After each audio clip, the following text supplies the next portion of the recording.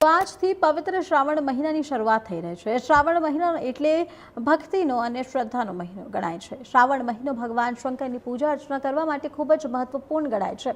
લોકમાન્યતા અનુસાર જ્યારે ભગવાન શંકરે સમુદ્ર મંથન વખતે વિષ ગ્રહણ કર્યું હતું, ત્યારબાદ ભગવાન શંકરને ગળામાં બળતરા ઉત્પન્ન થઈ હતી, જેને શાંત કરવા માટે સમગ્ર દેવોએ ભગવાન શંકરને જળ અર્પણ કર્યું હતું। ત્યારથી આ પરંપરા ચાલતી આવી છે। આજરોજ ગુરુ પૂર્ણિમાના પાવન અવસરે જામનગર મહાનગર ખાતે 6 થી 7 જેટલા અલગ અલગ દેવસ્થાન અને પીઠાધીશ ગુરુ મહારાજના આશીર્વાદ લેવાનું સૌભાગ્ય પ્રાપ્ત થયું। ભારતીય જનતા પાર્ટીની સંગઠનની પૂરી ટીમ, ચૂંટાયેલા જનપ્રતિનિધિ અને પદાધિકારીશ્રીઓની સાથે લઈ અને અલગ અલગ દેવસ્થાનના દર્શન કરી ગુરુ મહારાજના આશીર્વાદ પ્રાપ્ત કર્યા।